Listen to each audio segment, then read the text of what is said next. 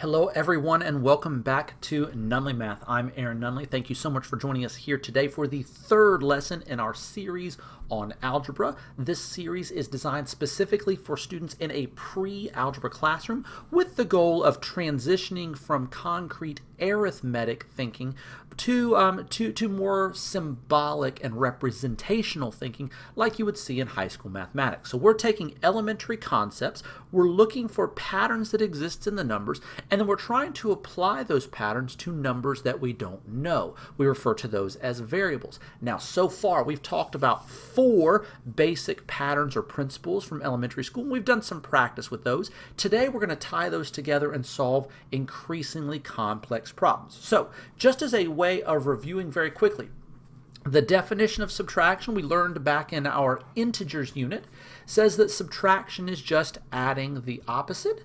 And we talk about that as being a minus b equals a plus negative b. In other words, subtracting can be solved more easily by changing it to plus the reverse of the original number. We should be pretty far along with that one. In our first video in this series, we talked about the commutative property that says if the problem has only addition or only multiplication, then the order doesn't matter.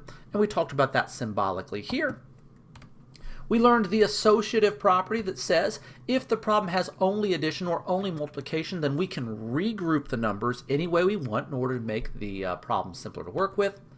And that looks something like this. Notice that order of operations says I have to add a and b first, but since it's just addition, I can regroup that and do b and c first, which is what the parentheses tell us. And then in our last lesson, we learned the distributive property that says if I have A groups, that is the same as having A of everything in the group. And symbolically, it looks like this. Now, this is a quick summary of things we spent a lot of time talking about in the previous videos. If you are still uncomfortable with any of these ideas, you're going to need to go back and make sure you understand those before this video will make sense. If you feel pretty good with these concepts but just need a little extra practice, I would encourage you to just follow along. So let's put all these rules together. I've given you an expression right here, 3x minus 5 times 7 minus 2x. I'm going to call this our original problem. And I'm going to use the rules and definitions and properties from the previous page to see if I can simplify this or make it a little easier to work with. Now, I do these things in a specific order that to me seems much less confusing. And I find that students who follow this order or this pattern tend to have a much easier time than students who try to do it some other method. So I'm going to strongly recommend, especially as an early algebra and pre-algebra student, that you do all the steps that I show you, and then as you get better and better, you can begin to sort out what steps you can combine or do in your head. The first thing I notice here is that I've got these subtraction signs. As a general rule, subtraction is difficult and confusing, so I'm going to use the definition of subtraction that says any of these minus signs can be written as adding the opposite. And I've changed both of those to addition problems. That's the definition of subtraction. Losing track of minus and negative signs is probably the most difficult part of Algebra 1. If you can learn to treat those signs with respect and care and neatness, you're going to find this is much, much easier to do. The second thing that I notice about this problem is this negative 5 is being multiplied by a group. That negative 5 says I have negative 5 sevens and negative 2 x's. Remember, the distributive property tells me that if I have multiple of a group, that's the same as having this many of every item in the group. So I'm going to distribute that negative 5 to both. That's the distributive property. Notice I did not show a step in here where I wrote out negative 5 times 7 and negative 5 times negative 2x like we did in the previous lesson. I showed that step because it was our first day. I think as you get better and better at this, you can begin to do those kinds of things in your head. What you should notice at this point is that all you have left is addition. That's very convenient for us because we learned that if all we have is addition or all we have is multiplication, then we can use the commutative and associative properties to rearrange and regroup. I'm going to use the commutative property to rearrange this because I can't add 3x's to a negative 35. These are not alike. Until I know what value of, that I have here for x, I can't combine those. But I do see the 3x and the 10x. So I'm going to move those so they are next to each other. That's the commutative property. And once they're next to each other, I'm going to go ahead and group them together. And then I would group my constants or my numbers together. Since negative 35 is the only one, I just leave it out here by itself. The associative property says if all I have is addition, I can regroup it any way I like. Once we've done that, you're almost finished. 3 x's and 10 more x's means I have 13 x's. The negative 35 stays the same. When we combine like terms like this where you're adding x's together, it is a form of the distributive property. I don't want to get too much into that right now because it tends to be confusing for pre-algebra students. We can talk about it more in the Algebra 1 class, but for now just realize that combining x's is the distributive property. And then I'm just going to put it in all in one color and put a box around it. And there's your answer, 13x plus negative 35. I do want to point out a couple things for you. I'm going to erase all the ink on the slides. Notice that right here, I put parentheses around the 3x and the 10x to group them together. These parentheses aren't entirely necessary because order of operations says to combine or says to do it the work from left to right to begin with. So technically without the parentheses, I would still add those first. I like to include them because it's a mental check for me that I'm using the associative property. That's really about it. Also make note of this pattern right here. Definition of subtraction, distributive, commutative, associative.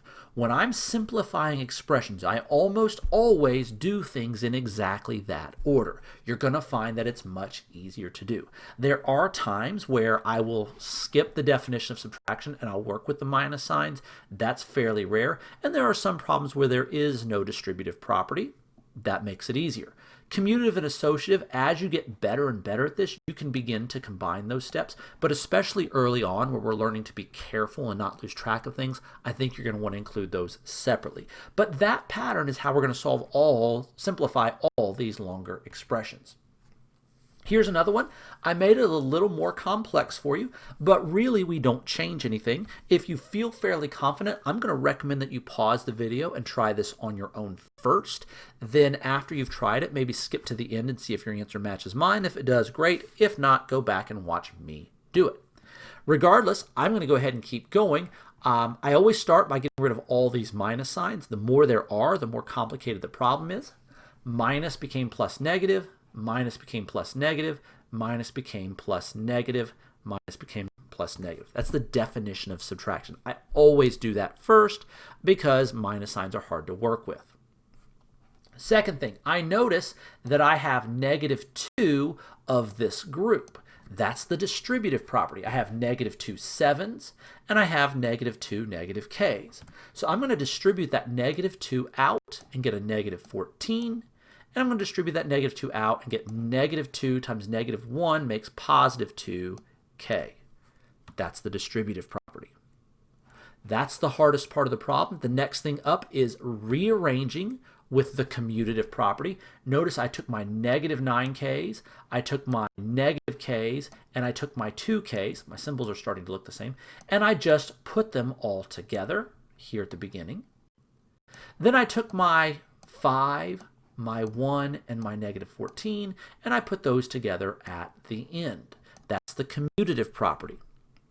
The reason I put them together is so that I can regroup them and do my k's together and my constants or numbers together. That's the associative property.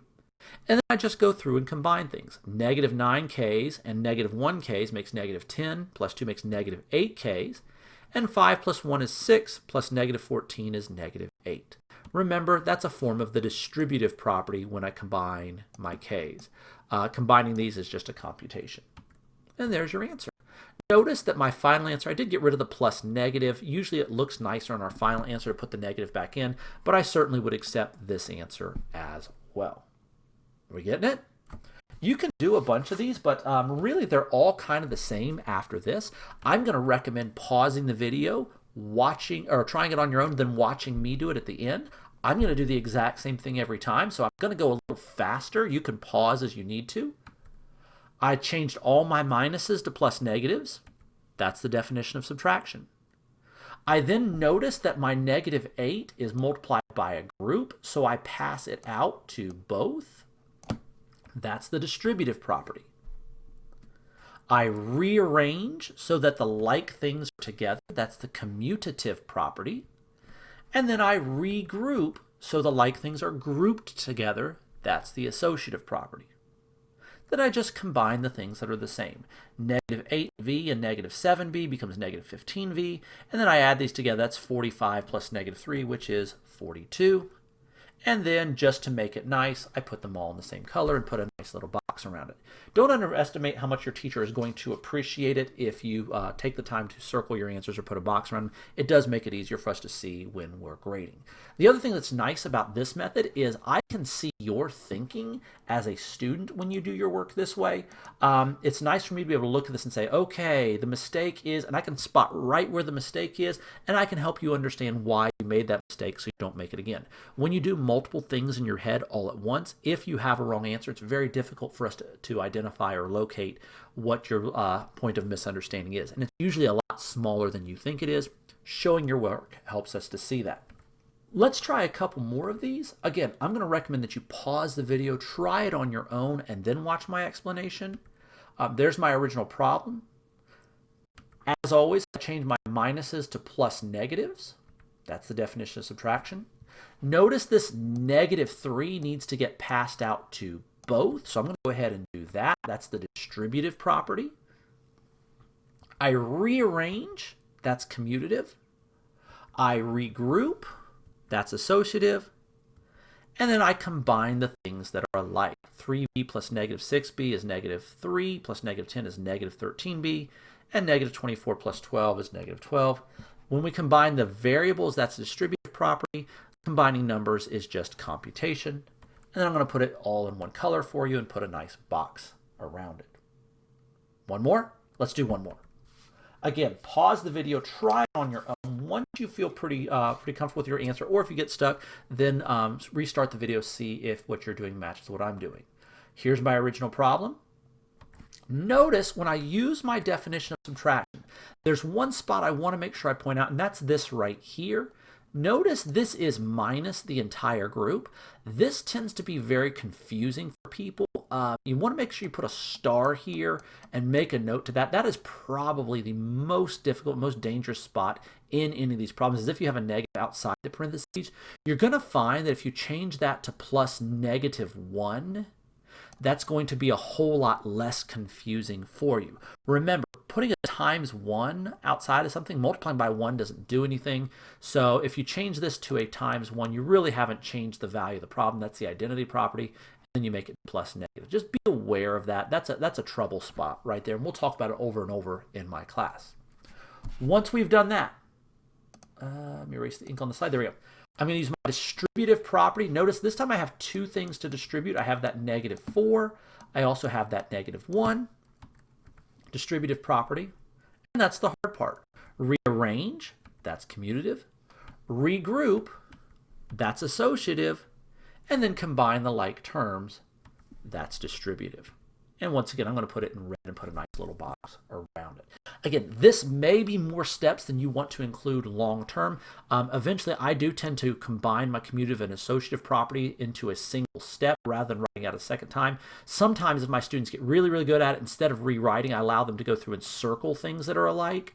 And some students really appreciate that. It saves space. You just circle those and underline this. But it is important to realize that it's the commutative and associative property that gives us the ability to do that. I'm going to leave that up to your specific teacher and to your specific level of comfort to decide when to make that transition or change. Hopefully this has been very helpful. Hopefully you can see why using this method is convenient and it's a good organizational strategy. It really helps us take things that should be long and complicated. If we do the same thing every time, it makes it much, much easier to simplify.